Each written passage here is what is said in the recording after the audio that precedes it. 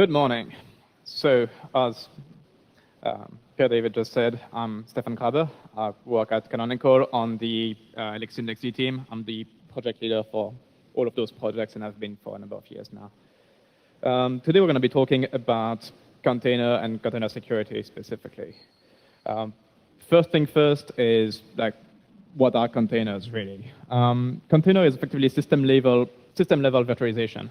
There's no hardware enablement for containers. The host kernel does all of the virtualization bits. Effectively, the host kernel will give containers their own view of the system. Now, what that means can vary quite a bit. The containers can share some resources with the host. It's kind of pick and choose for a lot of it. You can totally make a container that doesn't have its own network stack, but shares it with the rest of the system. You can have two containers share their network stack. You can have two containers share their file system. You can really pick and choose. And that's then used differently in different container runtimes. On top of that, you can apply resource limits, which effectively lets you then slice your physical machine into a number of containers, making it easier for planning in general, but also giving you a bit more of that virtual machine feel where you can dedicate actual resources. Bit of history of containers in general. It's not a new concept. Containers have been around way before Docker has been a thing, way before that. In fact, the LXC project that I'm leading, it's our 10 years anniversary this year. So we've been doing containers in mainline Linux for a decade now. And containers have been a thing for another decade before that. The concept of containers themselves effectively started in about 1999 when the Russians from Virtuoso started looking into the general idea of doing containers on a computer, because at that point, nobody had containers yet. Then BSD jails were effectively the first implementation of the concept, just pretty much a year later. Linux vServer was the first implementation of the concept of containers on the Linux kernel, which released in 2001. That was then followed by Solaris implementing their own concept of containers called Solaris Zones. Those were introduced in 2004. And then the Virtuoso developers who started all the way back in 1999 released OpenVZ in 2005 as one of, at the time, best implementation of containers on Linux. One thing worth mentioning there, Linux vServer and OpenVZ were both rather significant patch set on top of Linux. You couldn't just take your normal Linux system and then run containers on them. You had to apply potentially hundreds of thousands of lines of changes on top of the Linux kernel to get you to have containers. That was a bit of a problem, and that's why in around 2007-ish, there was a number of talks to implement containers on Linux in a clean way, in the actual mainline kernel. For anyone who's been dealing with the Linux kernel community, they'll know just how much of a challenge that might be. There is no, the leadership of the Linux community doesn't do kernel-wide design. That's not a thing. So nobody decided hey, we're going to do containers on Linux, and then we need to change those 50 different subsystems. That's not how things work. Instead, there's been push for subsystem per subsystem, switching to implementing some bits and pieces of containers in a large number of subsystems in Linux that you could then piece together to create something that looks like a container. The co-project leader of the LXC project and friend of mine, Serge Halin, keeps saying that containers are effectively an illusion. It's not a thing. The Linux kernel doesn't know what a container is. There's no such concept. There's 50 different pieces that user space can used together, like Docker or LXC or whatever else can piece all of those things together, and that gets you what you actually call a container. That makes for a pretty vague definition of what a container is on Linux as a result, but that's kind of what happened. So the LXC project was started in 2008 as the reference implementation, reference user space implementation of containers on Linux. And it's been evolving ever since. We effectively, every time a new kernel feature would land that could be used to support containers, we were adding that to LXC, and that's how the project grew. Docker started in 2013, so 5 years after that, as effectively at the time, pretty much a wrapper script around LXC, giving it the layer and image workflow that people are used to, but using LXC in the background. They've since switched to their own implementation of the actual runtime in Go since. And the project I mostly work on these days is LXD, and that started in 2014 as a way of doing system containers differently, effectively. Now, the somewhat even more technical part of this, the different, as I said, we've got a bunch of different technologies in Linux that when you piece together, effectively get you containers. The main defining feature for that would be namespaces. That effectively is what you use to give a process a different view of the system than the other processes on the system. We've got a namespace for the mount table, which then lets you use a different file system for the container. We've got a whole namespace just for the host name. That's the UTS namespace. That's the only thing it does. It's just so that you can have a different host name than host. IPC, which is to separate all the shared memory handling between containers. The PID namespace is what you use so that you get an actual init process and a process tree that looks separate from what the host has. There's the network namespace that's obviously used to give you a separate network stack with your own if0 or whatever device and your own loopback. Then there's the user namespace that, other than LXD, not many people actually use, sadly. That's the big security namespace. It's what you use to effectively prevent just about every attack against your containers. More on that later. And lastly, the last one we implemented a couple of years ago is the cgroup namespace, which is to allow the use of resource limits inside the containers themselves instead of just to protect the containers. Then for resource limit, we've got the cgroups. Cgroups that you do things like limiting amount of CPU time, limiting memory usage, and doing some amount of priority type operations on block device and network devices. There's also a cgroup that lets you limit the number of processes that a container can run, which is effectively a fork bomb prevention mechanism. Because otherwise, a very easy way to completely kill your host was just to run a fork bomb in a container. And if the PID cgroup wasn't configured, then the entire system would lock up. So that fixed that. Then we've got LSMs. So LSMs are Linux security modules. They're used as extra security mechanism to prevent things like file accesses or accessing specific syscalls or accessing some specific privileged operations.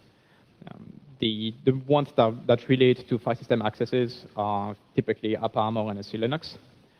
They work differently, but they effectively do the same thing. They let you mark a number of files in a container as you cannot write to those things. That's how you block the most dangerous files from privileged containers effectively.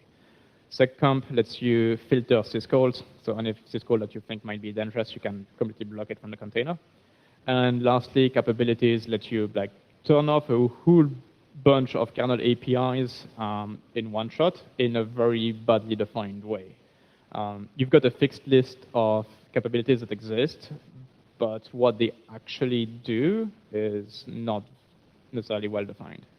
So you can drop a bunch of them, and you've got to hope that the next person who implements a new syscall will actually do the right capability check as well, or the new syscall might just bypass it, and then so much for blocking it. And lastly, we also have process limits and user limits. They're also a concept in Linux that play a bit of a role in there. You could set process limits for your container process tree to limit the number of files that the container can open, for example, or limit size of shared memory and that kind of stuff. User limits are mostly an issue more than like a feature. We'll get on that a bit later as well, but they let you do limits for a specific user ID, unfortunately across container boundaries. All right, so that was quite a bit of talking. First thing we can do, we can just create a container, as in from scratch without a container runtime. All right, let's. All right, it's just unfortunate I don't have another screen to see what you're saying. You're saying the right thing. Good. All right. So I've got a folder in my desktop, which is effectively a process tree. In this case, it is a Debian Buster root file system, effectively. Obviously, my host itself is going to be Ubuntu, so that's different enough. The first thing you'd want to do for a container, because it's a different root file system, would be creating a just doing that as root. Creating a mount namespace. So we do that. We now have our new mount namespace. That's great. Then it's useful to have a mount, even if you're just mounting yourself onto yourself. Because once you do that, now that you've got your, I can actually show you that. You should have your own mount entry in there. Yep. That last line shows that you've got your own mount entry now. Now that you've got the mount entry for your container, you can mark that as the root file system for it. Oops. There we go. It's kind of counterintuitive that until you cd into your own directory, you're not actually on the new mount entry, and so pivot doesn't work. So you need to do cd in your own current directory. Anyway, once that's done, I've technically pivoted. My shell doesn't really know about it yet, but now if I look at what we had before, I've got the Debian version thing here. But if I do cd slash, and I do it again as /etc Debian version now, it's there. So with that particular namespace now pivoted, the slash of that container is the Debian tree. Now that's all nice and fun, but it's kind of useless because like it's going to be missing a bunch of file systems, like in this case proc. So we should mount those. So let's mount proc. Let's mount sysfs. There we go. Having a PTS device is always a nice thing to have if you like having a terminal. There you go. Okay, so we've got a new mount namespace, the root file system is set up, and we've got the basic file systems are mounted effectively. Now let's do, if we look at the flags, I'm going to do bid, which is B, and I'm going to ask it, oops, that wasn't the one I wanted, is it? Oh yeah, I wanted fork, not that, okay. So I want a new bid namespace and I want to fork into it. The reason why I need to fork is because when you create a new bid namespace, your current process itself will still have a ID with the parent instead of within your new namespace. So you need to fork. Once you do that, I should see, yeah, some PID1. So now I've got effectively a new PID namespace, and I'm the only PID inside it, so I become PID1, like if I'm the init process. At that point, you should unmount proc because it's no longer showing the right view, and you mount it again. Once you've done that, then you can look at the process tree, and you'll see that you just have yourself as PID1. If we look at the network devices, we see I still have a whole bunch, including my wireless device I'm using right now. We can fix that. So unshare a network namespace this time. And they're all gone. And lastly, because it's fun to have a host name, we can unshare a UTS namespace, at which point we can do that. And if we spawn a new shell inside it, we've got a new host name. So that's pretty much how to set up a container using just the basic utils that ship with a Linux distro these days, without using any of Docker, LXC, or any of the container runtimes. And that kind of shows you all of the namespaces. The ones I didn't use here are APC, because you wouldn't actually notice it anyways. I also didn't use the cgroup namespace, because same thing, you wouldn't actually notice it. And the last one I didn't use is the user namespace, because it is, let's say, tricky to set up. We've got container runtimes that do that for us, because there's a good reason for it, it's complex. All right. Let's switch back there. Now, there are different types of containers, because obviously that wouldn't be fun if there wasn't. So on Linux, we mostly see 3 different types of containers. There are system containers, which is what I mostly work on. Those are effectively virtual machine alternatives.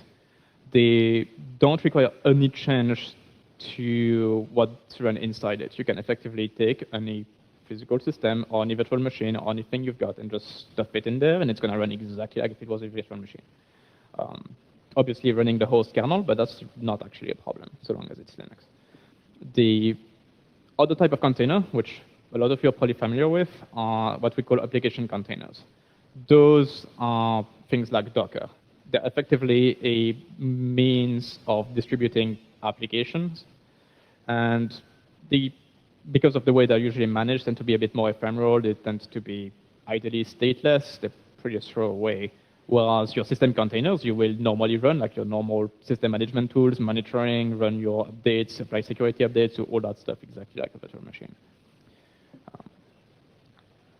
And the third type of container that are around here, and most of you are probably using them right now, and you've possibly never noticed, is embedded containers. So that's effectively normal applications which are making use of some of the container features to protect themselves against someone attacking them.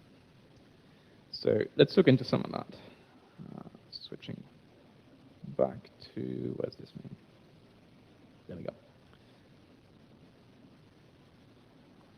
All right. So the first thing we can look at is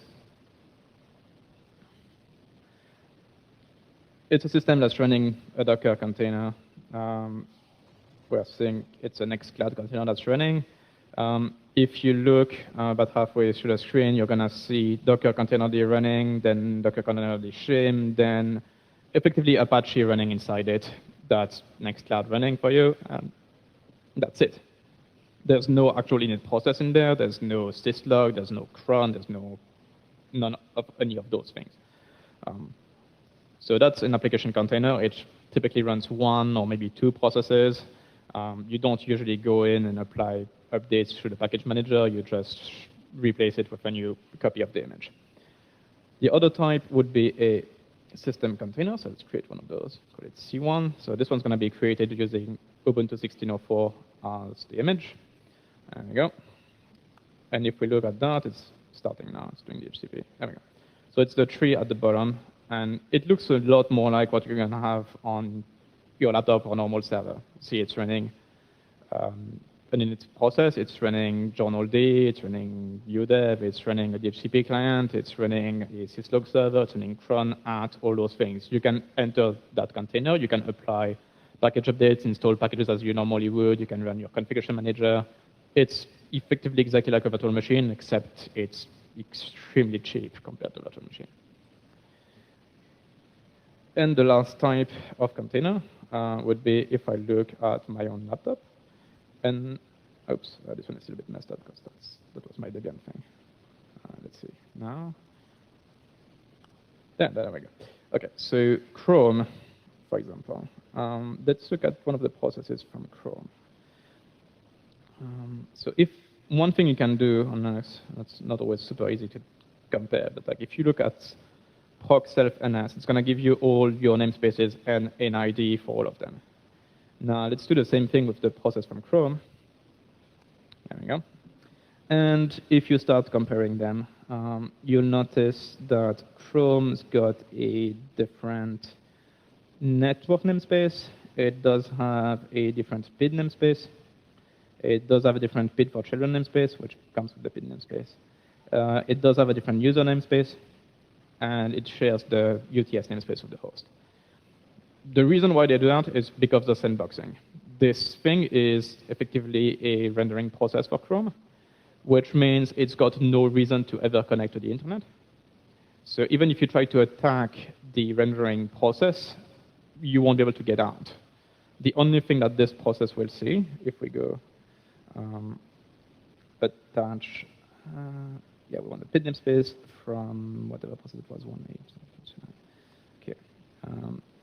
I just need to unshare a mount namespace so that I can mount a new copy of proc in there.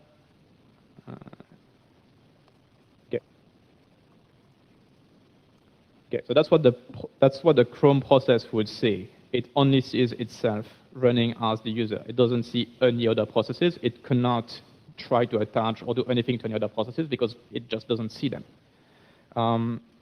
Now let's do the same thing with network. What can it see as far as network? Well, an unconfigured loopback device. That's what it sees. It doesn't have any kind of network access whatsoever. It can't. That also means it can't connect to any abstract Unix sockets either. So there's no way for it to connect to the network. And the last thing they do, and we can try and look at that, show that, they set up a user namespace. And what they do is in there, they map through your own user into their namespace, and they don't map anything else. That means even if the process had some way of trying to escalate to root, it can't because there's no root. Like there's literally no UID 0 in the Chrome sandbox, so they cannot switch to root, which eliminates an entire other class of potential problems. All right. So now that we've done the different type of containers, let's do the other step of that, which is going through some of the containment options. A lot of, like the Docker container I showed earlier, for example, is what we call a privileged container. That means that if you look at who owns what, and I'll show you that again in a tiny bit, you'll notice that some of the processes in there will run as actual root. Some of the processes in there will run as like UID 100 or something like that. Those are privileged containers. They are not root safe. They are a security nightmare waiting to happen. Because if you get to root in there, you are real root. And if you find any of a number of misconfiguration or bits that are not up to date or missing security confinement in the kernel, you can escape the container and you're going to have root on the host, which is a bit of a problem. Then you've got unprivileged containers. That's what LXD will do for you by default. That's why we created LXD in the first place. We wanted to use the newer security features available in the kernel by default in something that users can understand and use. Unprivileged containers mean that we take a big chunk, usually 65,534 UIDs and GIDs, completely outside of the range of normal IDs you use on your system, and we map to that. So UID 0 in your container is actually going to be like UID 1 million on your host, meaning that even if you do find some way of escape, like first of all, it means that root in your container is only root against the things it owns itself. So even if it can see something from outside the container, it has no control over it. Second thing means that if you can somehow escape the container and get on the host, you're going to have just as much right as a nobody user. That was the real fix in the Linux community to make containers effectively root safe. And that's why we really push for people to use those containers. Then you've got a third step, which is what we call isolated containers in LXD. That means that not only do we use the mapping technique, but we use a completely distinct map per container that completely excludes one container being able to attack another or one container being able to DOS another because they do not share any UIDs or GIDs whatsoever. For any kind of environment where you allow completely random strangers to access containers and potentially get root inside containers, that's pretty much the only thing that's safe.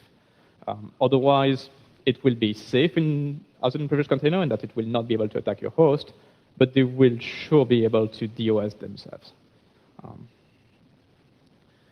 The other thing that's worth mentioning here is for those using Docker, there's a -- privileged flag. Yeah, so don't think that because you don't pass it, your container is unprivileged. That's not true.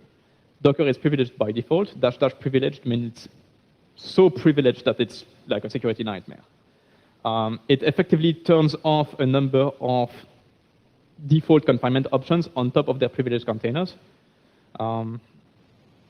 So the limited mitigation, well, the mitigation they had in place for privileged containers to be kind of sane is effectively turned off if you pass that flag. There is a way of running Docker unprivileged. My understanding is that a lot of the layers and images effectively don't really work well with Docker if you use that. So that's a bit of a problem.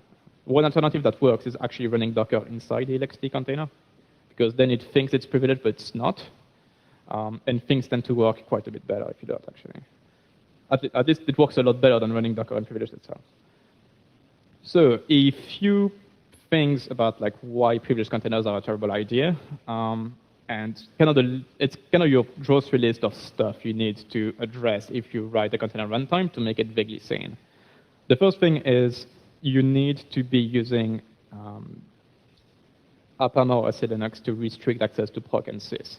The reason for that is there are a number of files in proc, for example, the udev handler or the core dump handler, that let you set a path that if you do some specific actions will be executed by the kernel as real root outside the container without any confinement.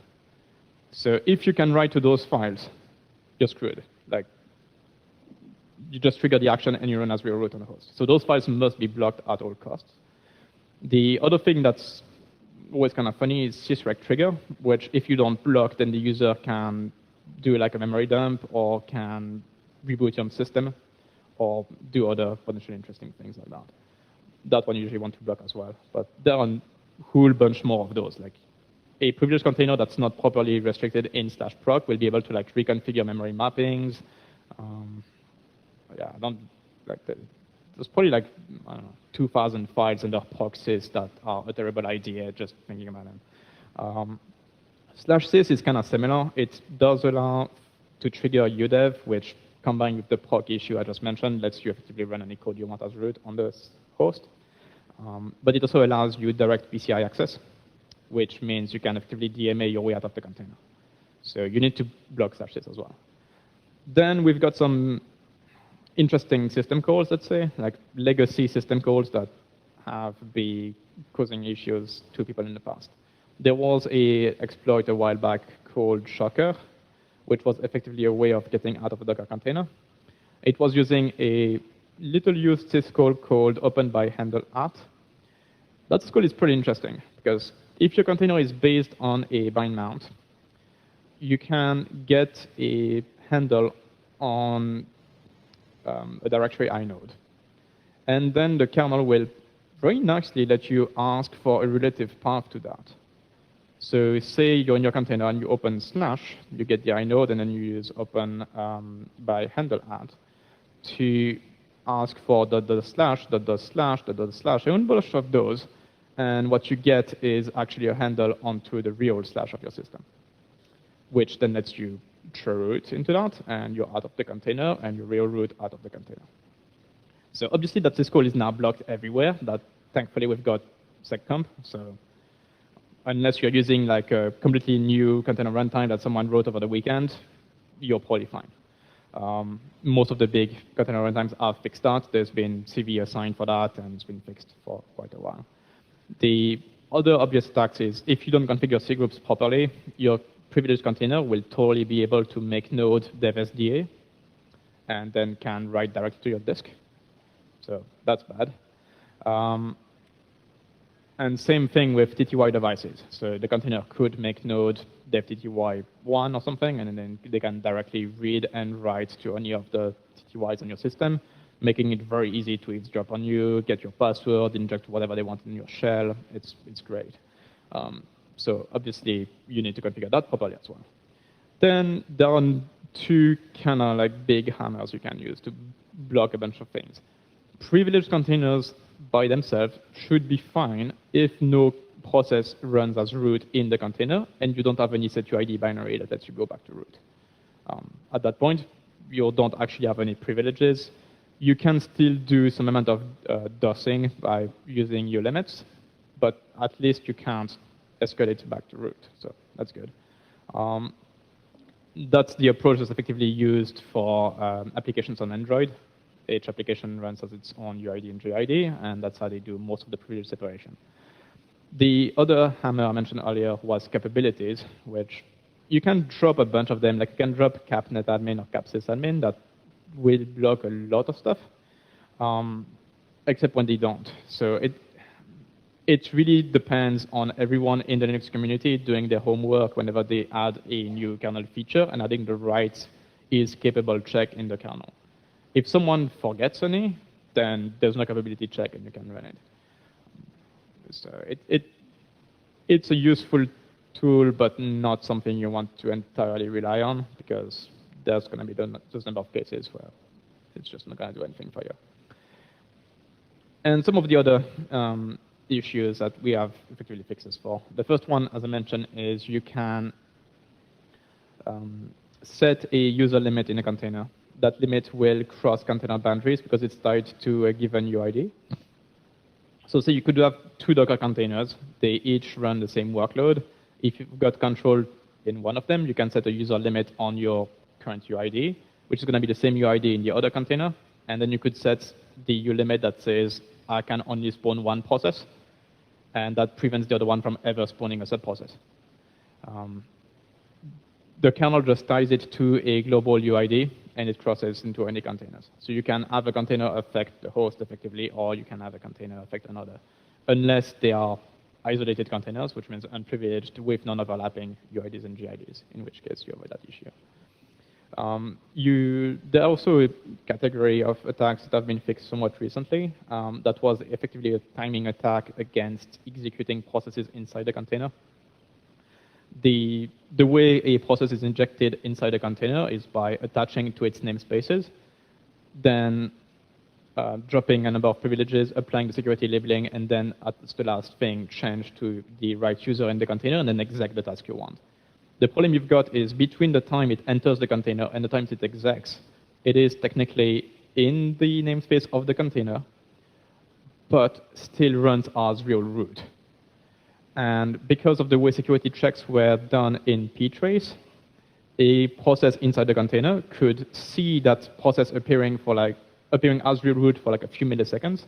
And if it could ptrace it immediately, it would be able to do code injection into it while it's still running as real root. That's now been fixed so that root inside an unprivileged container cannot ptrace a process that's got a user that's outside of its namespace. So that's been resolved for unprivileged containers. It has not been resolved for privileged containers. So you could, if you root inside a privileged container, you can still totally do that and effectively get to inject code inside a process that still has a number of references to the host. The other thing that's, I believe, fixed in most of the runtimes by now, we keep finding new ones every month or so that don't have it, is TTY pushback.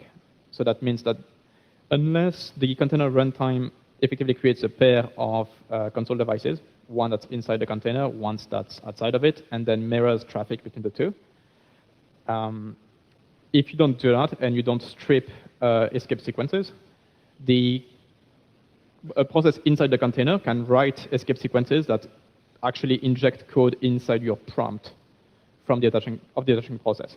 So the container could effectively send the escape sequence for background the task, rm-rf/exec.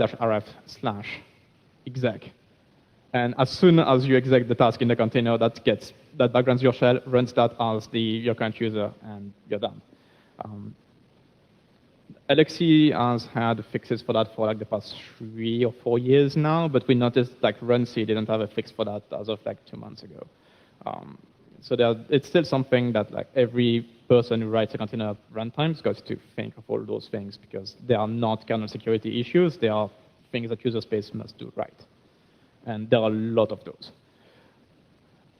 All right, so another quick demo. Just want to show what privileged, unprivileged, and isolated containers look like. So switch to that. I'm gonna switch to that system. So right now we've got one XT container running. It's C1.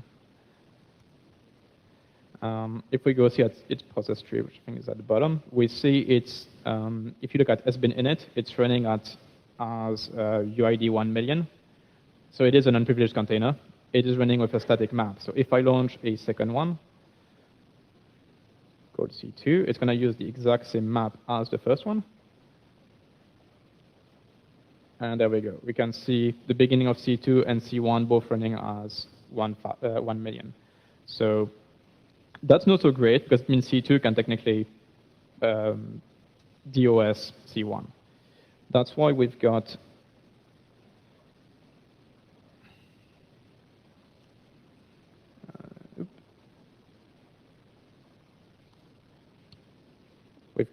a specific flag to say to please give me non-overlapping. And if we see now we've shifted by 65,536 UIDs for that last container at the bottom. So now that one cannot affect C1 or C2, and C1 and C2 cannot affect it. The last category would be a privileged container, which XD can also spawn. We obviously don't recommend it, but there are a few use cases where you might need that. So now we've got a C4 container at the bottom that we see is running as real root.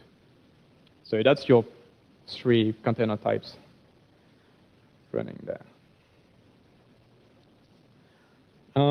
Now, virtual machines and virtual machines-ish.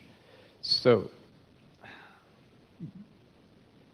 effectively, like, why would you use containers instead of VMs? It's something that keeps coming up, especially when you consider things like system containers that run effectively the same thing as a VM. Well, I'll get into some more of the details of that, but density is a thing. You might be able to run, I don't know, 200, 300 VMs on a system. You might be able to run 20, 30,000 containers on a system. So obviously, we're talking mostly idle workloads. If you spawn a container that runs 100% CPU, doesn't really do any type of that's like purely CPU bound, that will perform the exact same way as a virtual machine. But if you're looking at doing disk access, network access, like any type of IOs, you get much better density. The other thing where you get massively better density is because containers, when they're idle, do not get interrupts. Those are handled by the kernel in general. So you don't need to keep having to reschedule a tiny bit of time for every one of your VMs to just go see what's that last interrupt on a network card or whatever. That does let you run a ton of them, especially idle ones, which for a lot of people doing things like web hosting, where it's like your family website and it might get like 1 visitor a day or something, you're going to be able to run a lot of those. Compared to giving even a small virtual machine for every single one of them. The other thing that's been a thing somewhat recently is effectively running container images inside the virtual machine. So that's changed the name a few times. It used to be Clear Containers by Intel. Now it's Car something. They changed the name again. Anyway, the idea is that, hey, we've got that fancy hardware stuff. How about we use that for security? Which, fine, you've got the hardware. Yeah, that's great. Hypervisor attacks exist. There's been CVEs against QEMU and the other hypervisors reasonably often, specifically for things like virtual devices, which you need for a number of that stuff. So saying that it's like that it fixes all your security problems is not quite true. In one case, you have to trust the Linux kernel. In the other case, you've got to trust the user space hypervisor that will run as root and will let you also attack the kernel. The main downside to that is obviously you lose the density because you'll be running virtual machines. So all of the normal trade-offs of virtual machines apply. But you also get some of the other. You also get the constraints of containers. Like you will not be able to easily see the entire process tree like I did. You're going to see a single process running. You'll also won't be able to do things like sharing like a GPU very easily between multiple containers. You won't be able to pass USB devices. Because all of that stuff, you're dealing with virtual machine, you're going to have to deal with like virtual PCI buses and all of those things. And doing all of that, you're still running a container image on the same kernel inside the VM, so you still can't really run other operating systems, so you're not really gaining that, you're not getting the usual gains of running a virtual machine if you do that. So it seems like a bit of a bad compromise, I think. Like, either do virtual machines if they make sense, or do containers if they make sense. Like, don't try to have that in-between thing. But I understand that for some companies, it lets them get the right checkboxes on like security audits and stuff, and that gets them to run containers, but not. So that's a thing. Just want to go through a couple of use cases, like for effectively container security done right. So using all the security bits I mentioned before. One of them is NorthSec. So in here, you're just using Wi-Fi, that's fine. In the other room that we are setting up, we are running the CTF over the weekend. We run a lot of containers. So we effectively simulate a full internet for every single one of the teams. We're going to have 50 this year. The numbers I've got here from last year. That means running 250 or so BGP routers per team. I actually have the numbers here from last year. Yeah. So we were running a total of 272 containers per team, 12,500 and something containers total, running on 4 physical systems. We were running like millions of routes, very complex network using BGP all over the place. We were also running a number of virtual machines last year because of some Windows workloads. So we're running that offsite and connected to our containers. The thing that's worth mentioning is because it's a CTF and the entire point is to try to win it at all costs, pretty much. People are, like, we can't assume that they're going to play nice. So we do have one container per team that's obviously using its own UID, GID map, as I mentioned earlier. That inside that container, we've got 270 or so sub-containers for all of our routers and for the actual contests, like actual challenges in there. And all of them also have their own UID and GID map, just in case. So I think we assigned something like 100 million UIDs and GIDs per team or something like that. So we've got plenty, we're fine. Really trying to make sure that, and we also do it so that we limit, obviously, the memory, number of processes, CPU. We do actual CPU pinning for every team so that they can't hog the CPU and affect another team. We don't overcome it in general, like we just don't. We split the physical systems equally, and yes, you're welcome to try and run a bunch of fork bombs or try to use a CPU, and the only person you're going to affect is yourself. So have fun, but it's going to be really slow. You're going to manage to make yourself go offline, but the team next to you is not really going to notice. So that's effectively what kind of looks like. We've got 4 physical systems. Those 4 physical systems we've then divided into 4 virtual machines. The reason for that is mostly so that if the kernel blows up, we only lose a 16th of everything instead of a quarter. And then on top of that, we run between 4 and 5 simulations per VM. And in there, we've got about 300 containers. So that's what the container listing kind of looks like for last year. So we had 244 BGP routers. We had 32-ish challenges. And we had a number of templates we could use to create new challenges. That makes it pretty easy for us to copy systems. We can do any Linux distribution that you want. We can run a challenge in a distro that's not been updated for the past decade if we need to. Like I've successfully ran CentOS 3 on my laptop inside the container. That's a thing. We can do some pretty crazy stuff, and we definitely do. Obviously, we very much don't want anyone to be able to get real root, so we try to make sure that doesn't happen, and it never did. We've been running containers for NorthSec since before NorthSec was called NorthSec. never had any problem with that. The other thing that we run, or that I run, that's somewhat interesting, is we give root shells to everyone on the internet. So that's on the LXT website. We've got a way for you to try it online. So you just click a button and you get a root session terminal in your web browser over JavaScript. And in there, we actually run a LXT daemon that you can then create containers in. So you're effectively in a container and you create sub-containers. We've had about 10,000 people do that every month since October 2015. We've not had a single person manage to escape it.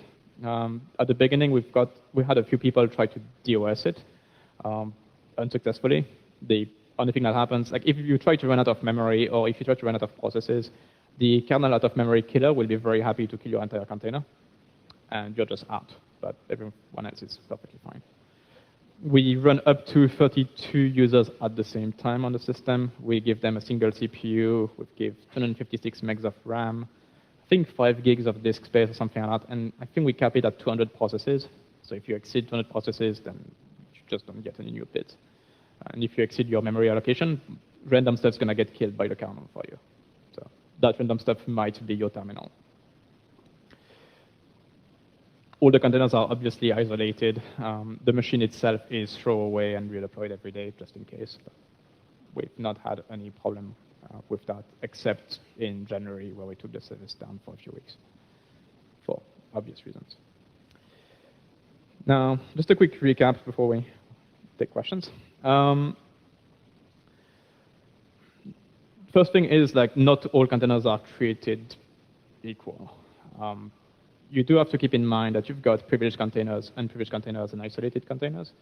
And you do have to keep in mind that not all container runtimes are particularly great at what they're doing.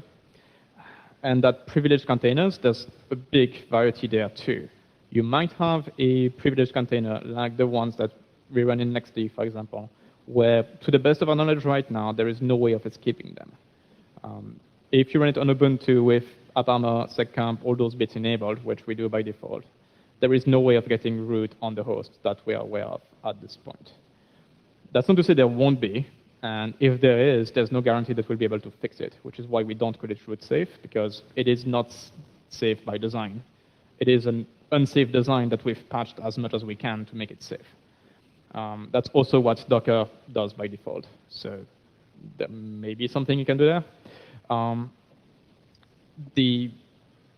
that's really the best case scenario. Like, if a container runtime forgot to block open by handle out, then you're out of the container. If one of those runtimes didn't set up AppArmor, or the sysadmin turned it off for your system somehow, then you're out of the container. Same thing with cgroup, same thing with any of those things. If any one of the subsystems I showed earlier is somehow disabled on the system, and you manage to get root inside that container, you're out. So those are privileged containers. Unprivileged containers, as I said, the main attack you're going to find there is being able to DOS either a process on the host or another container next to it. That's still a problem, and you can still make quite a bit of damage with that, but it's not a straight path to root on the host. And then isolated containers, well, there are some edge kernel limits you can try and attack, like, I don't know, some TCP buffer, some of that kind of stuff. You can try in DOS part of the network stack, maybe. We don't necessarily have all the right tools in memory limits necessarily, like not everything is accounted perfectly right. So these days I've not actually found anyone be able to DOS a 415 kernel. The memory cgroup has gotten a lot better and actually accounts for most of that stuff. The other thing so that's the attacking side. So yeah, like effectively, if you find yourself inside a container, don't assume that because you're in a container, it's safe and there's nothing you can do. There's a good chance there's something you can do, and you can go further and try to get access to the host, which will then get you access to all the other containers. So that might be interesting. If you're the sysadmin, you might want to audit your things so that someone can't do that. Just a thought.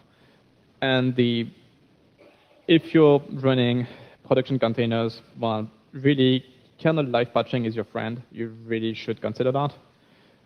Because if you don't, and there is a nasty namespace related CV showing up in the kernel, you're going to have to reboot your systems immediately. Like you might have a workaround of like blocking the specific syscall that's being attacked, but oftentimes those syscalls are going to be rather useful. So if you're live patching, then there effectively will not be any downtime, or you're just going to have to block your users for a few minutes until the live patch hits when the CV is no longer on the embargo. If you don't have any such mechanism, you should effectively have all your systems check for security kernel updates every 15 minutes or so, and if there's one, make a post-update trigger that reboots the system immediately. Otherwise, you can be attacked pretty easily. The other way is obviously never allow anyone that you don't trust inside a container, but that's not always practical because people like to run web servers and whatnot in there, and those can usually be attacked easily enough, unless you perfectly trust all the PHP code that everyone you're hosting is running, but that seems somewhat unlikely.